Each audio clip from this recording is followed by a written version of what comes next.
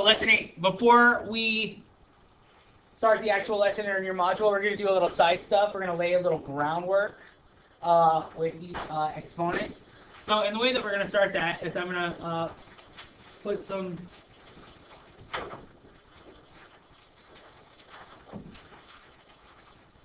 there we go. She's working. Oh. I'm going to put some dots on the board. Dots. Okay. And some more dots. And then these dots are going to be bifurcating. Which means they split into two. Or they become two more things, really.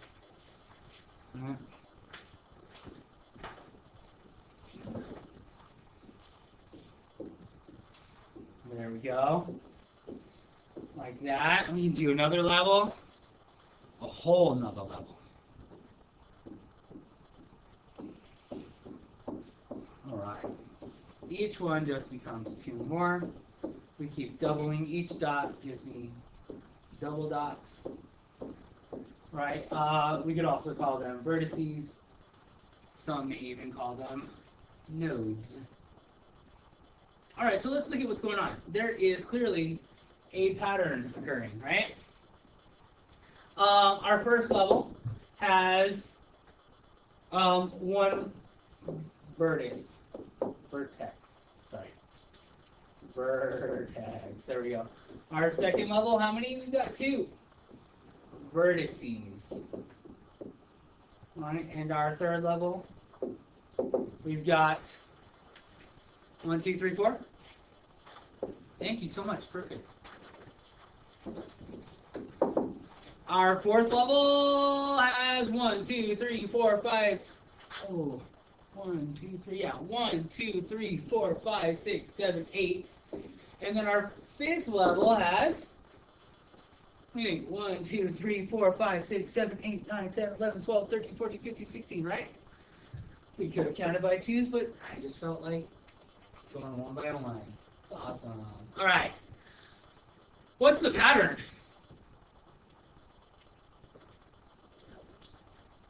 It does double. Is there some sort of mathematical operator that we could use to represent that?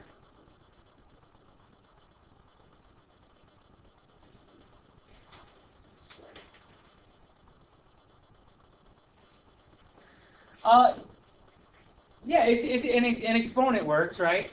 Not always squaring, but it turns out that what happens is that this first level, right? So my first level is 2 to the 0 power, right? My second level is 2 to the first power.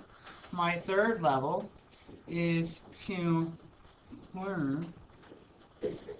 My fourth level is 2 to the third power.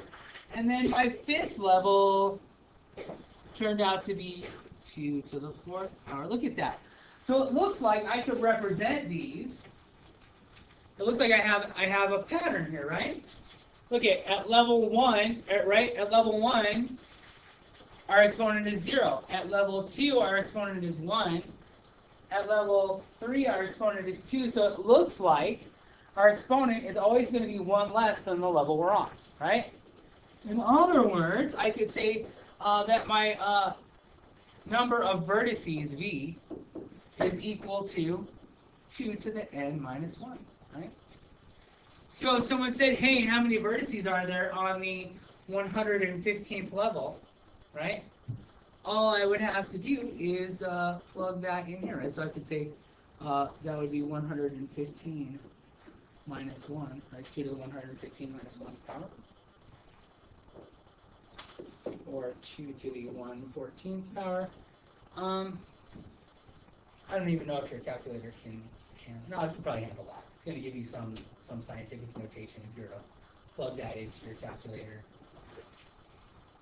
It's a very, very, very big number.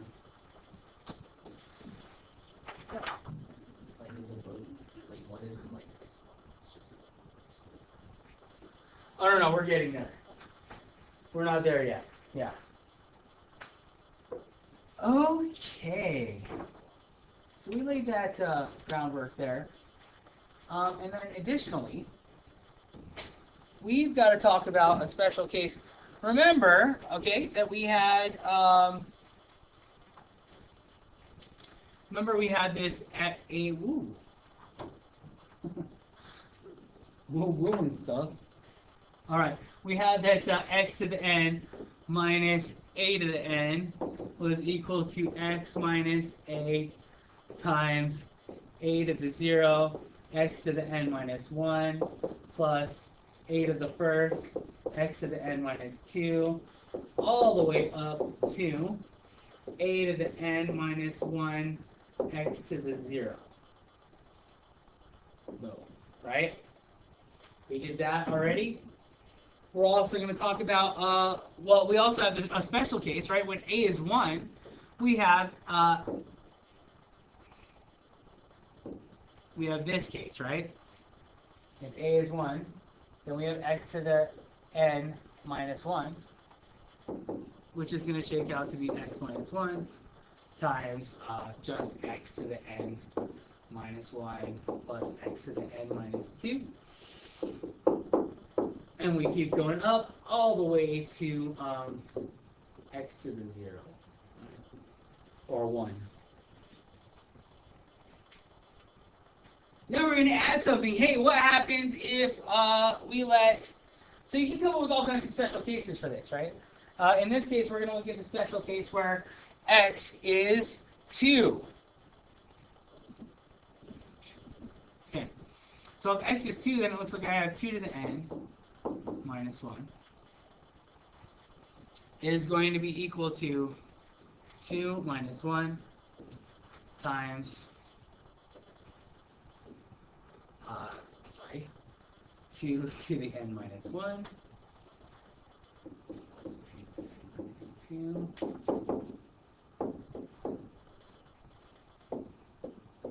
Right? You see that thing shake out like that, right? Cool. Well, now that we've done that, we can do something crazy, right? We could find out something like this. Hey, is 2 to the 100th power minus 1, we're going to say, hey, is that prime?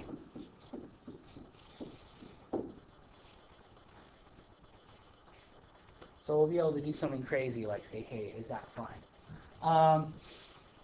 Which, I mean, at first you're like, I don't know, this is a big number, right? If you put that in your calculator, it turns out to be something ridiculously huge. I'll actually write it out for you. You could keep dividing it by numbers over and over and over again, and it might be hard to find whether it's prime. There are actually some really large prime numbers. There are some very big ones, right? And there are also some really large numbers that are only divisible by a unique set of really large prime numbers. It's really hard to find out if they're prime. There's a mathematician named Euler who did math, I believe, in the 17th century. He was obsessed with this stuff. He loved it, and no one could do it like him. He is pretty smart. He actually went blind. No, Euler, this mathematician Euler, he went blind and was doing math blind. So he would, yeah, like hard, extremely, like cutting edge mathematics for the time. He had a scribe that would write it down for him, but he was holding the problem in his mind. Yeah, pretty cool. Anyhow, let's look at this little side. Thank you. Cool. Here we go. So, hey, how would we decide if that's prime? Well, I'm going to use this property right here to show that there is at least one other factor of it, right? That is a factor that is not 1 or 2 to the 100 minus 1, right? That means that it's prime, that it's not prime, or that it's composite, right? If it has some other factor other than 1n itself, right? So, what I need to do is I need to use the property that a to the m to the n power, remember this property of exponents, probably learned it in Algebra 1, is a to the m times n, right? So I can be clever with this 100th power, and I can write it as 2 to the 4th to the 25th, right? Minus 1. Those two things are the same, right? These two things are equivalent.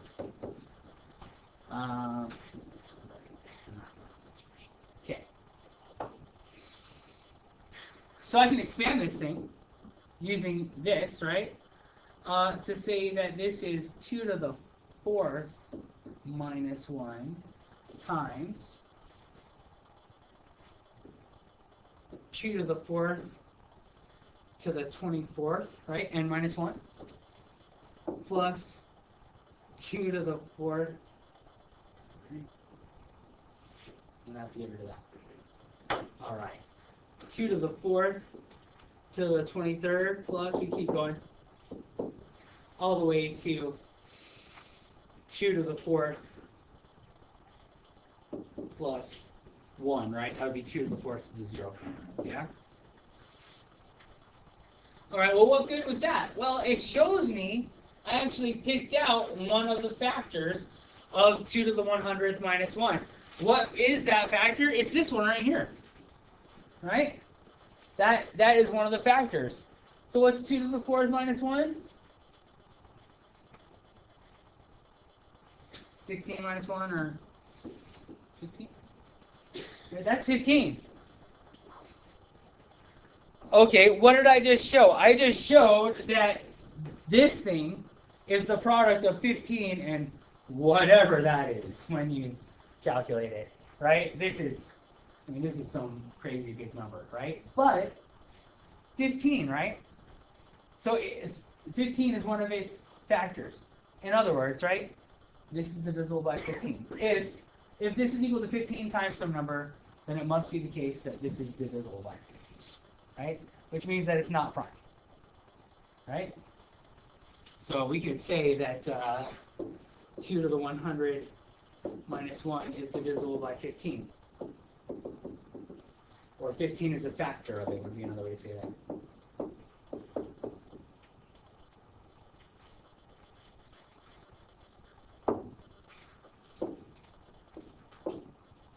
So is not. It's composite. I'm going to say, instead of saying not prime, I'm going to use the language is composite.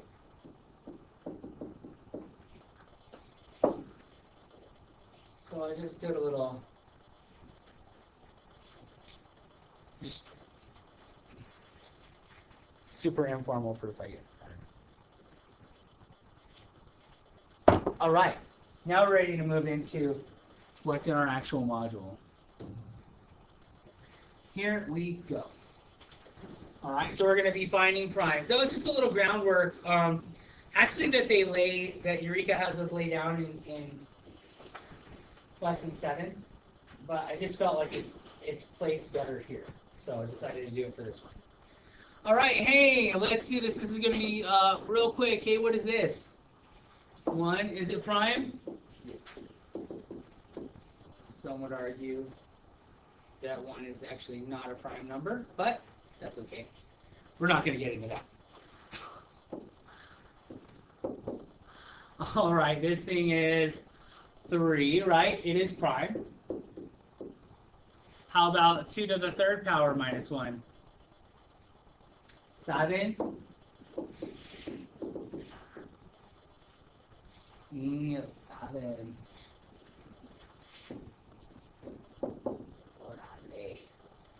Just kidding.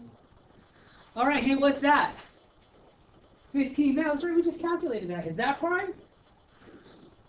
No, it's all composite. All right.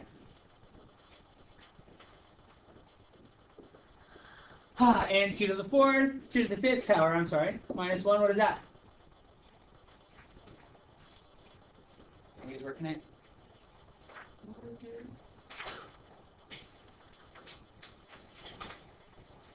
What's 2 to the 5th power? 32?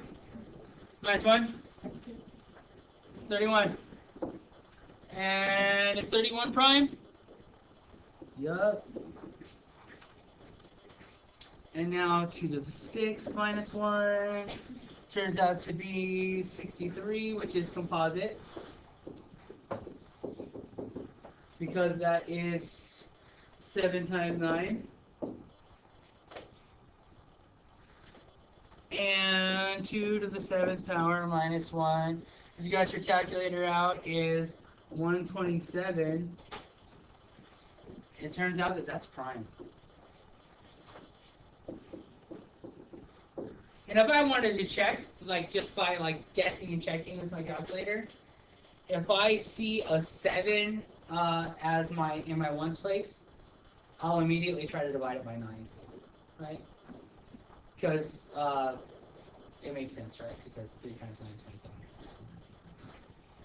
27. You would find after dividing a few things that you would be like, nah, definitely prime. All right, 2 to the 8th power minus 1 is 255. And 255 is composite. In fact, any number, right, with 5 in the ones place is going to be composite because all numbers that have 5 in the ones place are divisible by 5. Right?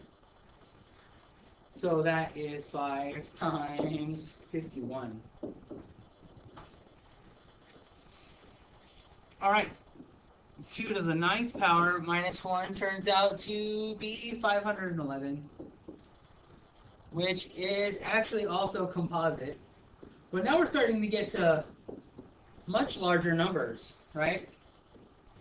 And we're going to be able to show by the end of this lesson how to actually find not only whether it's composite or not, but be able to name one factor of each of these, right? So how did you get that 7 times 73?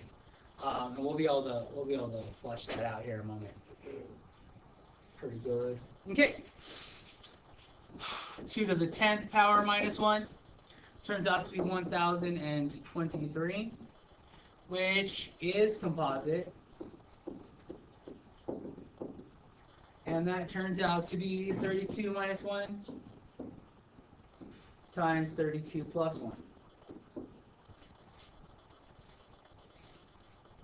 Difference of squares.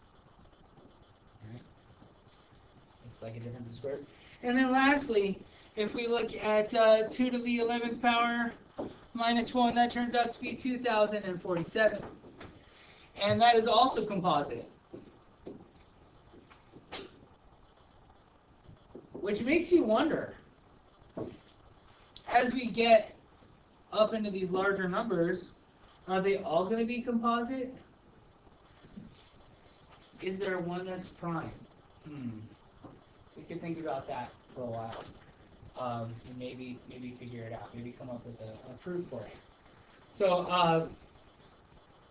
one of the very few times you'll be doing proofs in this class will be for this one. So on your skill test for this, there is one little proof. You have to just prove the conjecture. You don't have to do it formally, but you can just, you could write a paragraph proof and explain how it works. And I'll show you an example of that and how you would approach it coming right up. What patterns do you notice? People have noticed that they end in either 1, 3, 5, or 7 in our third column. That's an interesting thing to notice. All right, so it also turns out it's interesting, right? It looked almost like when your exponent is prime, the number that comes out is prime, right? Except for then we did 2 to the 11th power, and that turned out to be composite. And that was a bummer, because I thought there was a cool pattern arising there, and it didn't come out. It's also true that, and there are a few things we can talk about this for days. There are a bunch of different patterns that are going on there, but we're gonna move on to the next thing. Those are in between deal there, right? Okay, so let's look at an example of a proof. Now your first exposure to proof was in geometry, right? And in geometry you had to memorize the theorem. And that was your reason, right, for writing something, right? And if you even when you subtracted something from both sides, you had to say, this was the subtraction property of equality, stuff like that. Some teachers are they want that to be extremely concise. In our case, right, I love proofs involving algebra because they're elegant. You just look at you look at a logical process. I don't have to say, hey, this is this property or anything. I just make this beautiful logical process. It's almost like I'm a lawyer in a courtroom, right? And I am stating my case for something to occur. It's kind of more natural like that, in my opinion. I love these things, but anyhow. What we're going to show is that if m is a positive odd composite number, then 2m minus 1 is a composite number, right? In other words, if that exponent is an odd number, right, and it can be broken up into two factors, not one for itself, right? The lowest such number that we can think of that's like that is 9. Right? 9 is odd. And it is factorable, right? It has two factors, 3 and 3, or just 3, right? And that's awesome, right? We've talked about this identity already, yeah? So we've already laid that groundwork down for this proof. And now what we need to do, this is the hardest step for this proof. If you were just given this and not told anything, the hardest step would be to think, okay, if m is composite, what does that mean? It means that m can be expressed as two factors, right? So I could say that m is equal to a times b. Substitute that in instead of m, right? And that's what we're doing right here. We're saying, hey, let's say m is just a times b, right? But if that exponent m is odd and composite, the lowest such case where that can occur, right, is where a is 3 and b is 3, right? So a is 3 and b is 3. That would be for m equals 9. Yeah? So it's got to be the case then that a and b are both greater than or equal to 3. Right? That's the only way it works. Okay. So now we're going to take this, so we're in this expression, right? We have the same expression here. We're going to substitute what's missing here is that this is also equal to, right, the 2 to the AB. I don't even need those parentheses, right? So the missing piece, or missing step there, is that, right? And then you're just writing this using that property that I showed you earlier, right? The a to the m times n is equal to a to the m to the nth power, right? In parentheses. So we're using that property of exponents in order to do that, and thus we can write this out. We can write out this expression here, just as we've been doing before, right? Where we have n minus 1, n minus 2, n minus 3, and so on. Just following the same pattern that we've been doing when we've been expanding these polynomials and such, or these binomials in that particular case. All right, so how did that solve the whole problem, right? Well,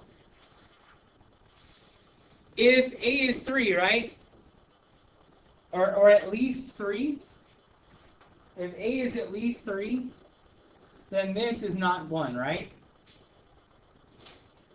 So if, and they're saying that, right? If a is at least 3, then this is not 1, right?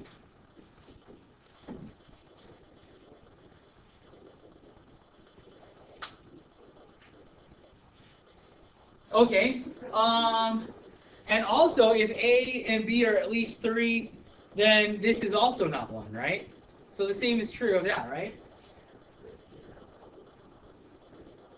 Which means that it must be composite. There is a question on, there will be a question on the skill test where you have to use this approach. It won't be super hard, but that's the trick, okay? This is the trick. When you're doing proofs or really more complicated math, you got to first figure out where's the little trick, right? It's just a matter of having tools in your toolbox and knowing which funky tool to pull out, right? All right, cool. So we did a proof, and it's actually a significant proof. I think Euler would be proud of this proof, even though he couldn't see it.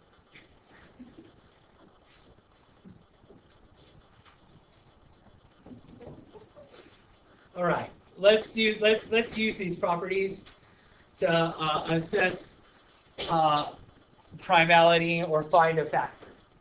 All right, so they're saying find a factor of each expression, so I'm going to assume then that probably they're not prime. If they're saying there's a factor, maybe there's not. We'll check it out. How are we going to do that? We're going to again use our little trick, right? We're going to use this trick that we can express this, that we can express our exponent as a composite, right? We can express it in terms of its factors. What I'll do then is write this as 2 to the 3rd to the 15th power minus 1. And then I can expand that using that identity that I showed you, right? That this is going to be 2 to the 3rd minus 1 times 2 to the 3rd to the 15 minus 1, or 14, right? Plus 2 to the 3rd to the, that's going to end up being the 13th power, plus, and then this will be 2 to the 3rd plus 1, right? Which is going to be 2 to the 0 power, right?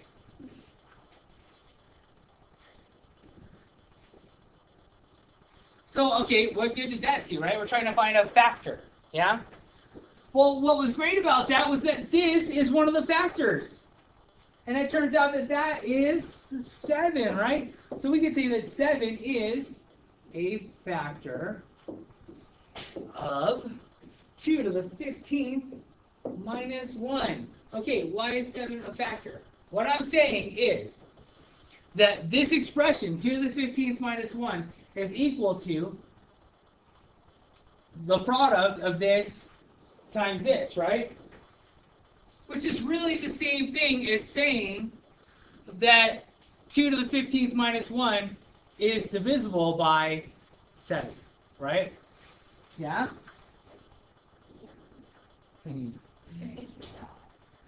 All right.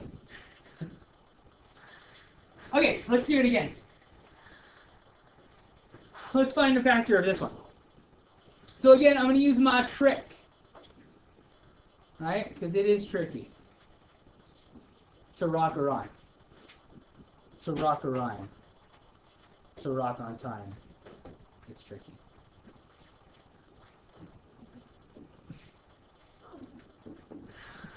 You could also use, so I didn't have to use 2 to the 9th to the 11th. I could also have used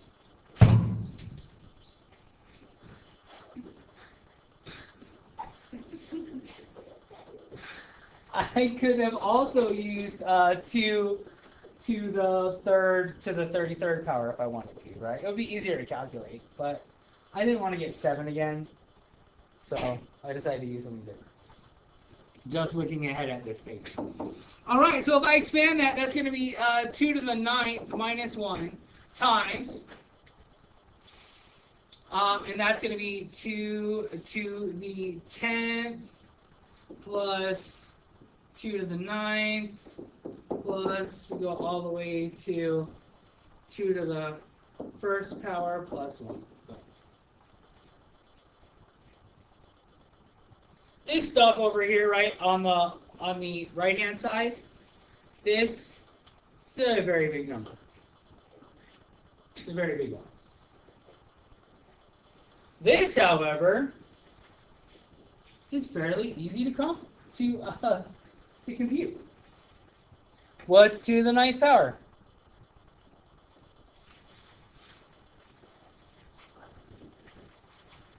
Oh, so you're doing -1? So 512, right? -1, right? Which, yes, is 500. Beautiful. So what did I just find out? I just found out that 511 is a factor.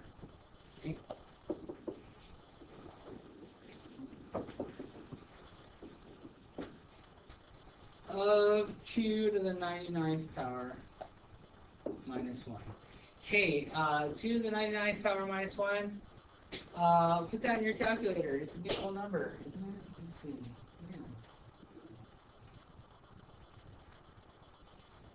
It's going to give you some scientific notation for it. Does it go out to 29? Huh? 10 to the 29th power? Right, so many zeros. May possibly not even fit on my board if I was to put that number there. Fantastic.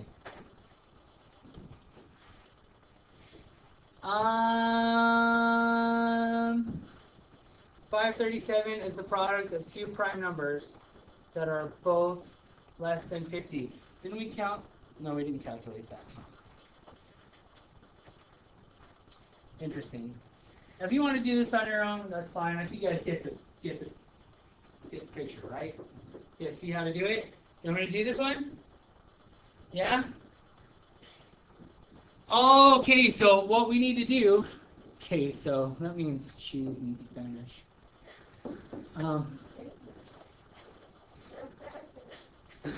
I know. Some dry humor for you this morning.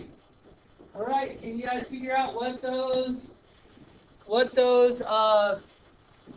2 factors of 537 are? It says they're prime, so I'm going to try to divide 537 by 17 right away. I don't know why that number pops in my head. It's prime. It don't work. Let's see.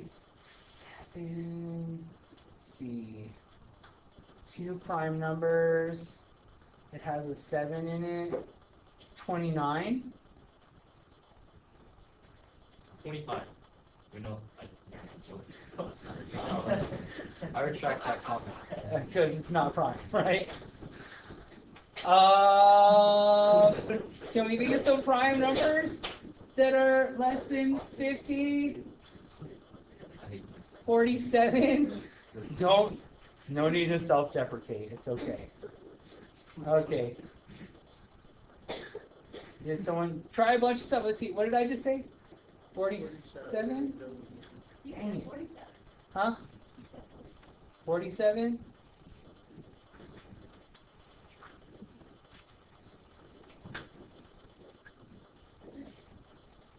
We tried 17, didn't we? 13? Did we try 13? Yes. Did you find it? What? Oh no?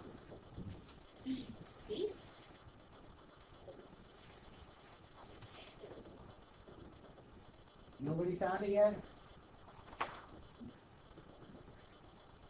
I'm so glad they gave us a hint. What?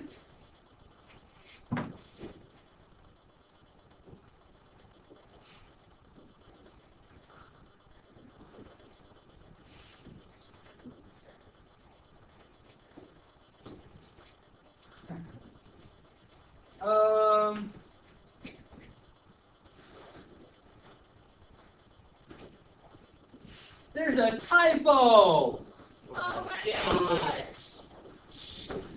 It's definitely not 29. Huh? Good grief. That's not good. Man, we were on a wild goose chase. They meant to put 527 there. Huh? Yeah. 527 is going to be 31 times 17.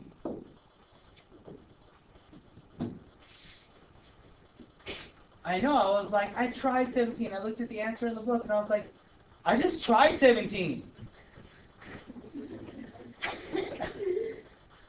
and then I multiplied their answer, and their answer multiplies to 527. Well, I wonder how many people across the country sat there frustratedly punching numbers in their calculator. Yeah, right. The writer of this book silently chuckled to himself. That wasn't silent, but okay. Thanks for that. Okay, here we go. All right. From there, it turns out that all I really need is this piece, right? That it's 217 2 to the 17th power minus 1, and then we have all this stuff over here. I guess I'll just write it. This is 2 to the 17th power to the 30th power plus 2 to the 17th power to the 29th power, and that's going to go all the way up. I'm going to cheat 1. Okay. Right, that 1, of course, being 2 to the 17th power to the 0 power, right? All right. So, what is 2 to the 17th power minus 1? Anybody put that in their calculator?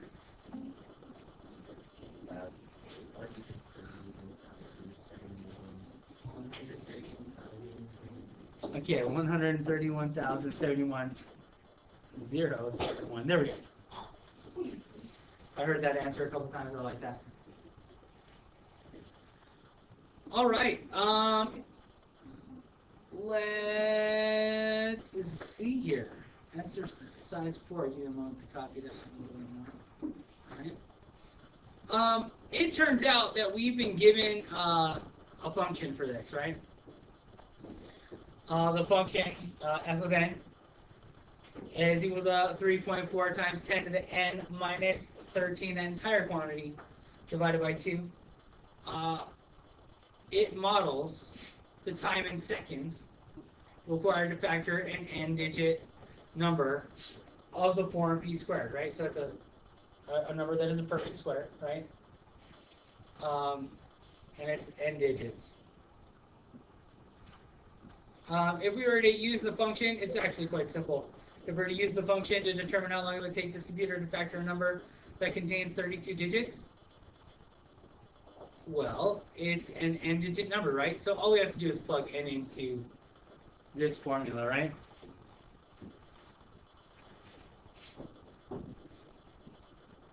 Yeah.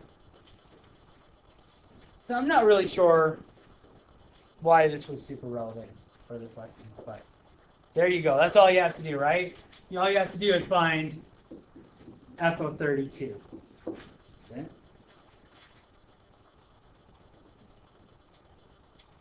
Remember that function notation, right? No. All that means is plug. Okay. Then we should do it. If you're not remembering our function notation. I do need the function though. So f of n, what does that mean? That means that in my function, f of n, or f of 32, that means in my function, I must plug in, and I hate using x for a multiplication symbol. I really hate it.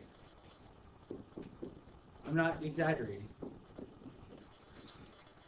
That's real. Except for that, look at that.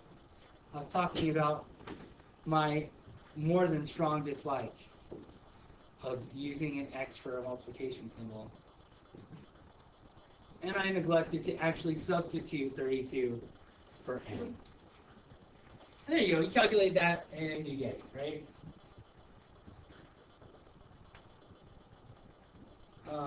Cool.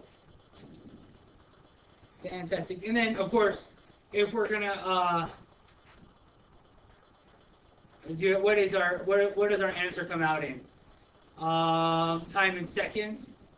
So this turns out to be right, seconds at the end, and then you can convert it as much as you want and look at how many years it would take and whatnot. That's what Eureka wanted us to do. But I think that that's all fine for you. If we were to say express your answer in years, you guys would do that really easy, right? Because you guys are in the fancy class. Yeah? Well, thank you guys. That's it. You're awesome with this live recorded lesson, guys.